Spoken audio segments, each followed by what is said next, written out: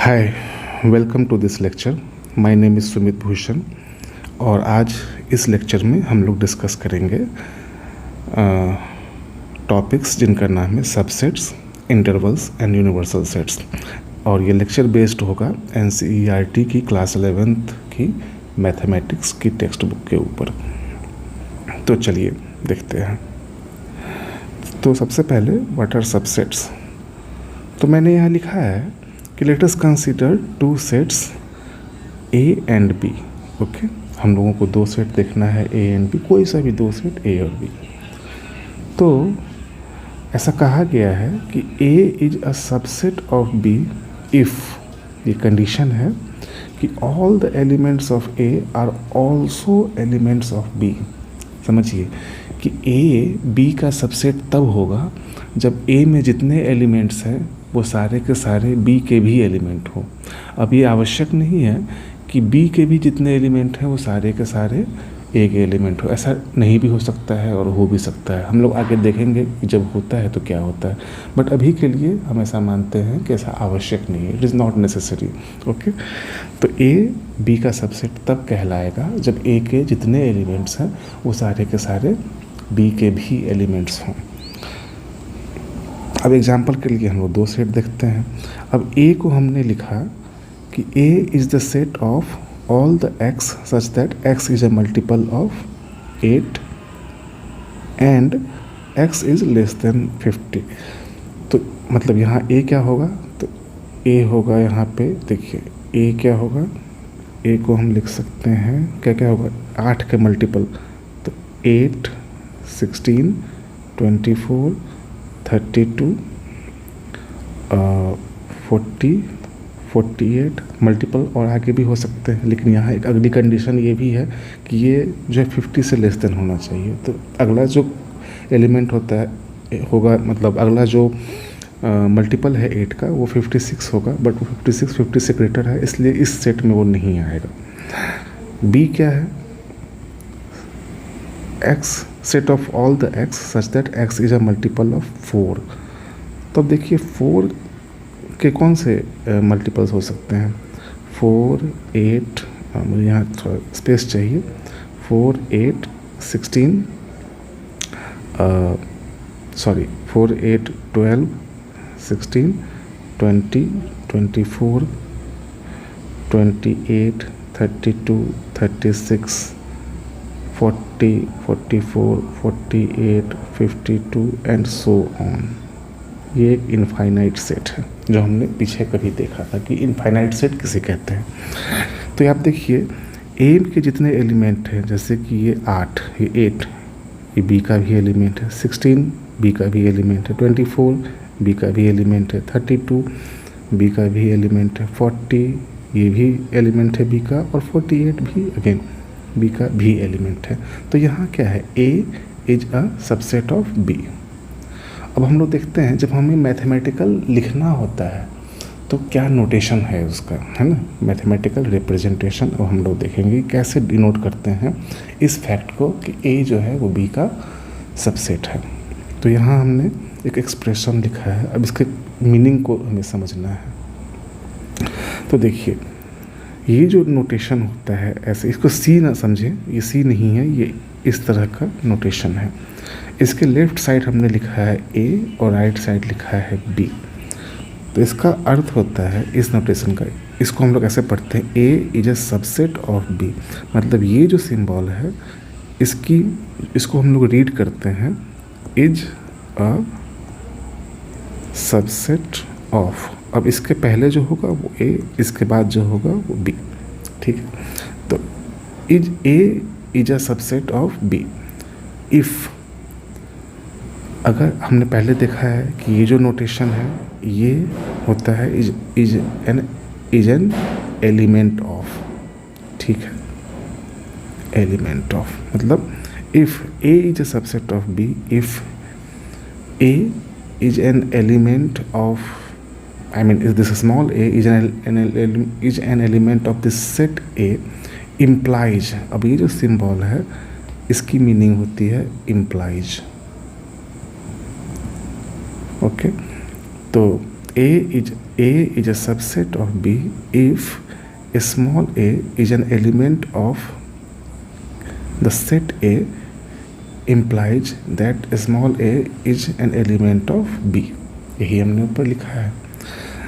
तो ये इसका मैथमेटिकल नोटेशन है कि हम कैसे बोलेंगे कि कोई सेट किसी दूसरे सेट का सबसेट है।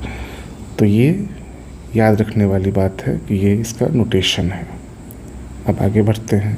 इम्पॉर्टेंट पॉइंट, अगर A और B दोनों इक्वल होगा तो क्या होगा। हमने अभी क्या देखा है ऊपर कि A जो है वो B का सबसेट तब होगा जब A के जितने एलिमेंट्स हैं, all elements of A must be an element of B as well. ये हमने ऊपर देखा है। बट हमने ऊपर कहा था कि इट इज़ नॉट नेसेसरी कि all the elements of B must also भी द एलिमेंट ऑफ A। ऐसा ज़रूरी नहीं होता है। बट अगर होगा तो क्या होगा। तो हमने पास्ट में देखा है कि अगर A एक सेट है, इसके सारे एलिमेंट जो हैं वो B में हैं और B के जितने एलिमेंट हैं वो भी सारे के सारे A में भी हैं। तो हमने पास्ट में देखा है कि इस कंडीशन में A और B आपस में इक्वल होते हैं। तो अगर A और B इक्वल हैं, अगर A और B इक्वल हैं एक दूसरे के, तो इसका अर्थ तब क्या होगा कि अगर A और B एक दूसरे के इक्वल हैं तो A भी B का सबसेट होगा और B भी A का सबसेट होगा। यही तो है कि A के सारे एलिमेंट B में हैं और B के सारे एलिमेंट A में भी हैं। तो मतलब A और B इक्वल है। यही बात यहाँ कही जा रही है इस पॉइंट में, है ना। अब जितने कोई भी सेट है वो अपने आप का सबसेट होता है, ठीक है। तो ये एक एक फैक्ट है कि all the sets are subsets of themselves. Okay.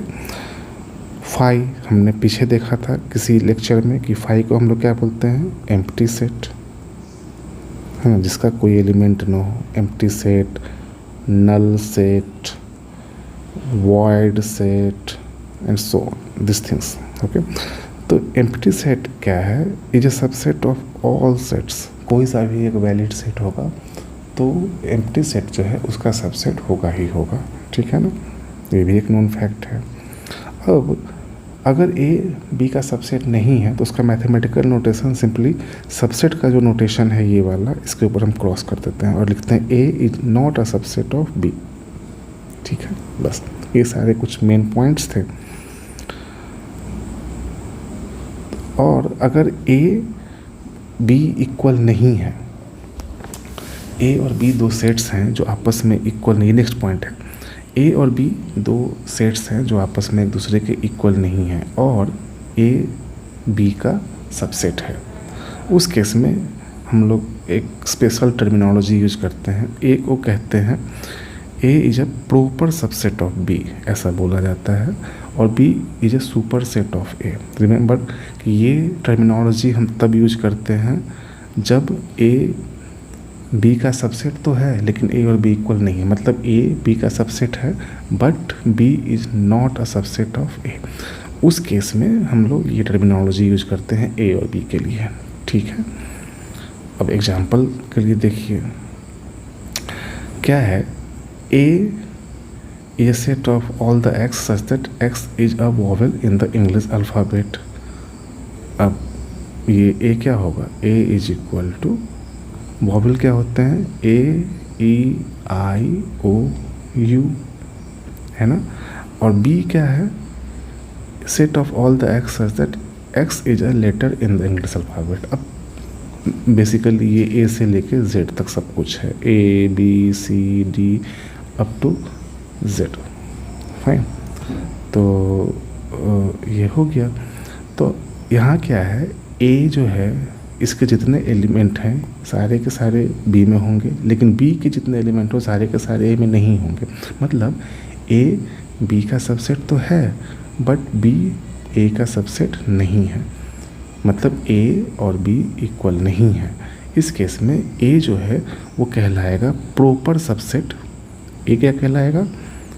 Proper subset of B, और बी क्या कहलाएगा? सुपरसेट। ठीक है, सुपरसेट ऑफ ए। ठीक है, आई होप कि ये पॉइंट क्लियर हुआ होगा। हम लोग कुछ एग्जाम्पल देखेंगे जो एक्सरसाइज 1.3 है एनसीईआरटी की टेक्स्ट बुक का, है ना, क्लास 11th वाली। तो एक्सरसाइज 1.3 के कुछ प्रॉब्लम्स समझें, हम लोग सॉल्व करेंगे समझने के लिए कंसेप्ट्स को।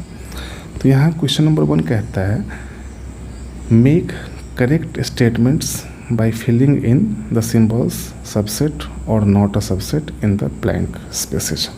कुछ स्टेटमेंट्स दिए रहेंगे, जैसे यहाँ ये दिया गया है, ये एक सेट है जिसको कि रोस्टर फॉर्म में लिखा गया है ना, 2 3 4 इसके एलिमेंट्स हैं 2 3 और 4। दूसरा सेट जो है उसके एलिमेंट्स हैं 1 1 2 3 4 5। ठीक है, तो क्या ये जो सेट है क्या इसका सबसेट है? क्या कंडीशन थी कि पहला वाला जो सेट है अगर इसको हम ए मानते हैं और इसको बी मानते हैं तो ए के जितने एलिमेंट्स हैं वो यदि बी के भी एलिमेंट्स हैं तो ए बी का सबसेट होगा। अब देखिए 2 इसका एलिमेंट क्या यहाँ है? हाँ है। 3 इसका एलिमेंट क्या यहाँ है? हाँ है। 4 वो भी यहाँ है, तो ये एक सबसेट होगा।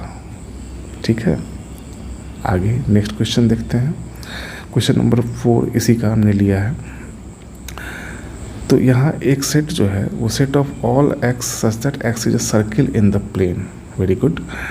और दूसरा क्या है? दूसरा सेट क्या है? Set of all the x such that x is a circle in the same plane with radius 1 unit. अब ये प्लेन है कोई सा भी, मान लीजिए यही जो पेपर है उसका एक उस प्लेन में एक सर्किल जैसे ये है, ये कोई सा भी सर्किल हो सकता है, ये सर्किल छोटा बड़ा कुछ भी रेडियस इसका है, कोई सा भी सर्किल हो सकता है। अगर इसको हम ए कहते हैं तो ये ए है। ठीक है, बी क्या है कि वही सर्किल्स होंगे लेकिन सेम प्लेन में है, बट वही सर्किल जिसकी रेडियस 1 यूनिट है। तो ये सारे तो क्या ये जो एलिमेंट्स हैं, ये एलिमेंट्स अगर हैं, ठीक है ना, तो क्या ये यहाँ के भी इसको हम बी बोलते हैं तो बी में भी होंगे? नहीं होंगे, है ना। यहाँ बी जो है उन सर्कल्स का सेट है जिनकी रेडियस 1 यूनिट ही है, लेकिन ए उन सर्कल्स का सेट है जिनकी रेडियस कुछ भी हो सकती है, 1 भी हो सकता है लेकिन 2 3 4 कुछ भी यूनिट हो सकता है। तो बेसिकली ए जो है वो बी का सबसेट नहीं है, तो इसको हम लोग यहाँ ऐसे लिखेंगे। ठीक, एक और क्वेश्चन देख लेते हैं। पहला सेट क्या है, जिसको हम लोग ए लिखते हैं अगेन। यहाँ क्या है कि x such that x is an equilateral triangle in a plane. Very good. और b क्या है कि x such that x is a triangle in the same plane. अब देखिए a क्या है? इक्विलैटरल ट्रायंगल, मतलब वैसे सारे ट्रायंगल एक प्लेन में जिनकी साइड्स इक्वल हो। अब ये साइड्स कुछ भी हो उससे हमें मतलब नहीं है, ठीक है ना, लेकिन कंडीशन ये है कि सारे साइड्स आपस में सारे ट्रायंगल जो है वो इक्विलैटरल ही होने चाहिए, उनके साइड्स कुछ भी हो। मान लीजिए ये 2 यूनिट वाले ट्रायंगल है, ये 3 यूनिट वाला है, ये 5 यूनिट वाला है, ये 4 यूनिट वाला है, बट सबके सब जो है इक्विलैटरल ट्रायंगल है। ये क्या है? ये सेट क्या है? बी वाला कोई भी ट्रायंगल हो सकता है including the equilateral triangle.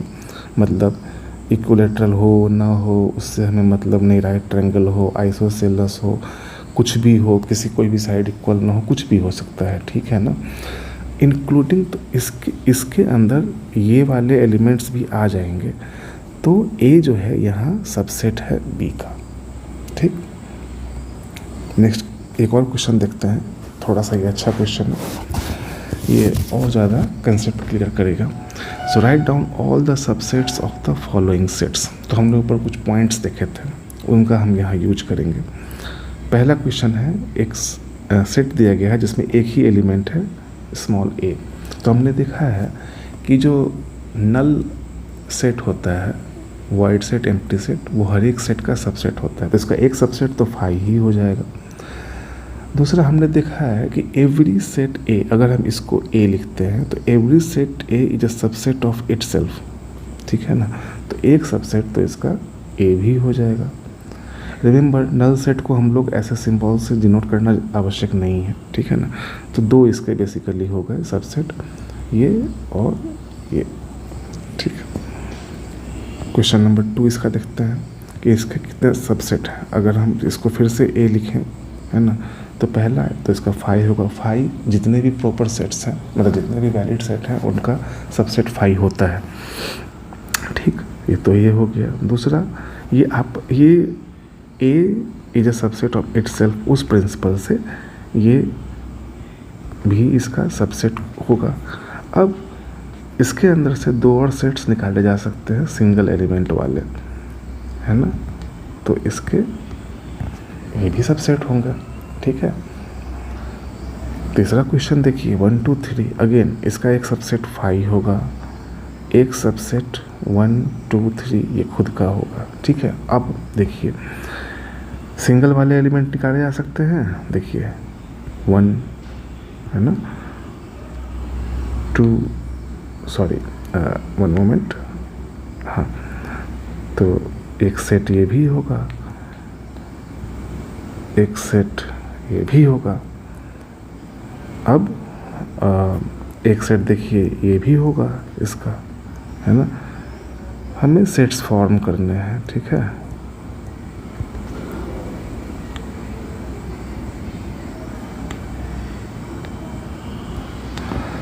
Basically एक सेट में से कितने हम सेट फॉर्म कर सकते हैं, है ना। तो देखिए जैसे फॉर एग्जांपल ये सेट देखिए, इसके जितने एलिमेंट्स हैं, जैसे एलिमेंट 1 है वो यहाँ है, एलिमेंट 3 है वो भी यहाँ है ना।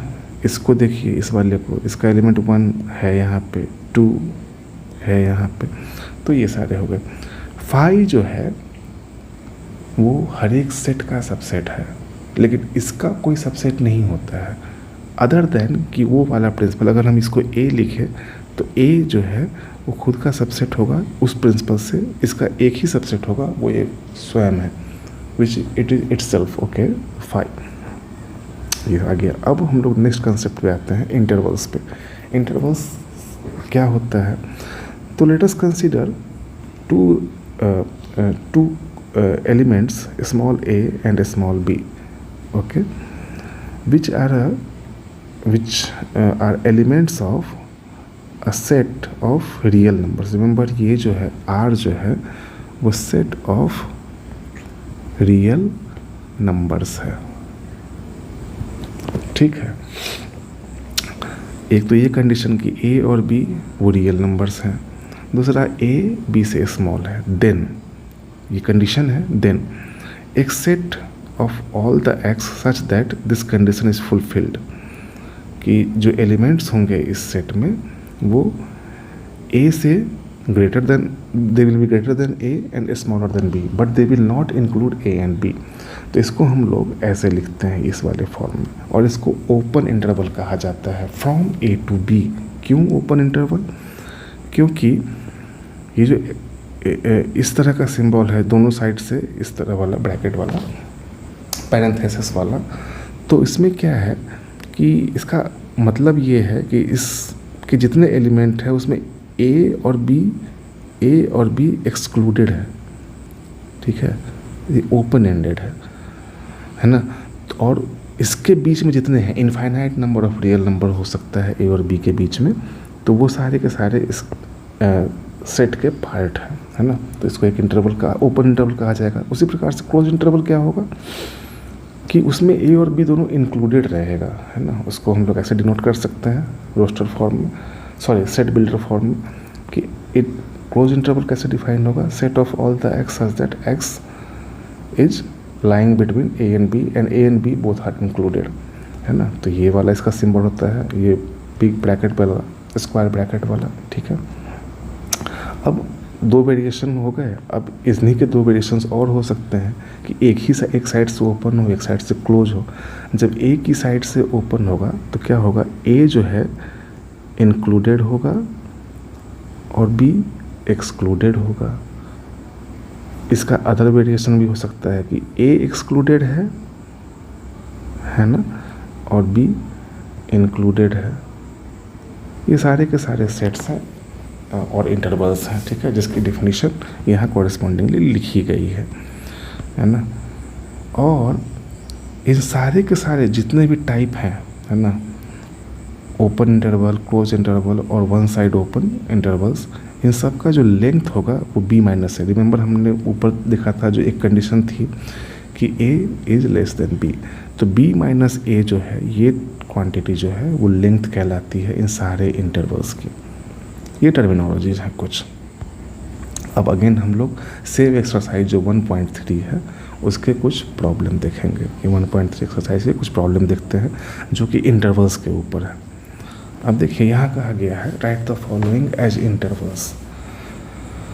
अब देखिए क्या है कि it is a set of all the x such that x belongs to real number set, मतलब x रियल नंबर्स होने चाहिए और x should be between 4 and 6 but x is greater than 4 but less than or equal to 6, मतलब ये one side open और one side close वाला interval होगा, तो जिसमें -4 जो है वो इंक्लूडेड नहीं है बट 6 इंक्लूडेड है, ये ऐसे होगा। उसी प्रकार से यहाँ क्या होगा, ये 3 और 4 दोनों इंक्लूडेड होगा, मतलब ये क्लोज्ड वाला केस है, ठीक है, ऐसे हो गया, इंटरवल हमने लिख लिया। नेक्स्ट क्वेश्चन क्या है, right the following in set builder form. Okay, तो हमने ऊपर देखा है उसका जस्ट ये रिवर्स प्रोसेस है, ऊपर जो हमने प्रॉब्लम देखा। अब इसको क्या लिखेंगे, it is a set of all the x such that x is an element of real numbers, okay, and x, ये देखिए ओपन इंटरवल है तो ये -3 और 0, it will be greater than 3 and less than 0, okay, but -3 and 0 will not be included in the set, will not be the elements of this set. Similarly ये क्या है, one side open है, इस side से open है, इस side से close है, तो यहाँ हम लोग इसको ऐसे लिख सकते हैं, it is set of all the x such that x belongs to capital R, where capital R means the set of all the real numbers, and x is greater than 6 and lesser than or equal to 12। ऐसे हमने लिख दिया, हो गया। अब next topic है universal set. Simple सी बात है कि ये एक बेसिक सेट होता है, ये एक बेसिक सेट होता है जो कि किसी कंटेक्स्ट में हम लोग जब बात, जैसे फॉर एग्जांपल हम यहाँ ऊपर जो है हमने बात किया अभी इंटरवल्स का, तो मान लीजिए उस कंटेक्स्ट में, तो इन पर्टिकुलर कंटेक्स्ट ये एक बेसिक सेट होता है जो कि जितने भी दूसरे सेट्स की बात वहाँ की जा रही हो उसका एक, वो सारे के सारे दूसरे सेट्स जो होते हैं वो इस बेसिक सेट के सबसेट होते हैं, ठीक है। इसको अभी हम लोग समझेंगे, एग्जाम्पल जब हम लोग देखेंगे तो समझेंगे। इसको डिनोट करते हैं कैपिटल यू से यूनिवर्सल सेट को। ये रिमेंबर ये कंटेक्स्ट डिपेंडेंट होता है, एक कंटेक्स्ट का यूनिवर्सल सेट आवश्यक नहीं है कि किसी दूसरे कंटेक्स्ट में भी यूनिवर्सल सेट ही हो, ये कंटेक्स्ट डिपेंडेंट है। अभी हमने ऊपर एग्जाम्पल दिया कि जो सेट ऑफ रियल नंबर्स है वो यूनिवर्सल हो सकता है किस कंटेक्स्ट में, जब हम लोग बात कर रहे हैं इंटरवल्स की। हमने यहाँ देखा है ऊपर जब हम लोग प्रॉब्लम सॉल्व कर रहे थे तो हमने डिफाइन किया था इस तरह से कि क्या स्मॉल a और स्मॉल b जो है वो they are elements of real number sets, okay. अब इससे जुड़ा एक प्रॉब्लम हम लोग देख लेते हैं एक्सरसाइज 1.3 का, ठीक है। तो यहाँ क्वेश्चन नंबर 8 है आपकी टेक्स्ट बुक में। तो यहाँ 3 सेट दिए गए हैं a, b और c, ठीक है, उनके एलिमेंट्स भी दिए गए हैं, ये रोस्टर फॉर्म में लिखे गए हैं। और यहाँ पूछा गया है कि कुछ ऑप्शंस हमें दिए गए हैं नीचे, उनमें से कौन सा ऑप्शन जो है उसको इस कंटेक्स्ट में हम लोग यूनिवर्सल सेट कह सकते हैं। तो हम लोग 1 बाय 1 चेक करेंगे। पहला जो है क्राइटेरिया क्या है कि तीनों जो हैं a, b और c, तीनों सेट जो हैं वो दिए हुए सेट जिसको कि यूनिवर्सल होना है उसका सबसेट होना चाहिए। अब सबसेट हम 1 बाय 1 चेक करते हैं। अब ए में कौन कौन से एलिमेंट हैं, 1, 3, 5। अब यहाँ ऑप्शन 1 में देखते हैं 1 है, यहाँ पे 3 भी है, 5 भी है, वेरी गुड। तो यहाँ ए जो है मैं इसका नाम दे देता हूँ कुछ भी, डी दे देता हूँ नाम, ठीक है। तो A is a subset of D, very good. अभी तक तो अच्छी बात है। बी क्या है, बी में कौन कौन से एलिमेंट्स हैं, 2 4 6। तो क्या 2 4 6 यहाँ पे हैं, 2 भी है, 4 भी है, 6 भी है। Again B is a subset of D, very good. अब एक बस सी और हो जाए इसका सबसेट तो ये यूनिवर्सल हो जाएगा। यहाँ कौन कौन से एलिमेंट्स हैं, सी में 0 2 4 6 और 8। 0 है, वेरी गुड, 2 है, वेरी गुड, 4 है, 6 है, बट यहाँ 8 नहीं है। तो सी जो है is not a subset of D, तो ये यूनिवर्सल नहीं हो सकता है। So here ये यूनिवर्सल नहीं होगा, मतलब ये जो सेट है नॉट यूनिवर्सल सेट में की कैटेगरी में आएगा। ठीक है, तो ओके। फाई, अब फाई के बारे में हमने देखा है, phi itself is a subset of all the sets. जो सबसेट ही है दूसरे सेट्स का, वो क्या यूनिवर्सल सेट होगा, तो ये भी नहीं होगा। ठीक है, ये वाला एग्जांपल देखते हैं। अब अगेन ए में कौन कौन से एलिमेंट थे, हम वापस जाके देखते हैं, 1 3 और 5। इसको मैंने नाम दे दिया, यहाँ नाम दे दिया था मैंने ई, यहाँ एफ। तो 1 3 5, हाँ 1 है, यहाँ 3 है और 5 है। तो ए तो भाई सबसेट है एफ का। क्या बी है, देखें बी में कौन कौन से एलिमेंट्स हैं, 2 4 6, वेरी गुड। तो 2 है यहाँ पे, वेरी गुड, 4 है, 6 भी है, वेरी गुड। तो बी भी जो है वो सबसेट है इस दिए हुए सेट का, जिसको हमने नाम दे दिया है एफ। सी एक और हो जाए तो हम ये एफ को हम लोग यूनिवर्सल कह सकते हैं। तो यहाँ कौन कौन से एलिमेंट्स हैं, 0 2 4 6 8। ओके, हम लोग चेक करते हैं, 0 है, वेरी गुड, 2 है, 4 है, 6 है, 8 भी है, O very good. Now C is a subset of F. अब क्या है, अब देखिए जितने हमें सेट्स दिए गए थे ए बी और सी, वो सारे के सारे सबसेट हैं इस दिए हुए सेट के। तो एफ जो है हमारा एक यूनिवर्सल सेट होगा इस कंटेक्स्ट में।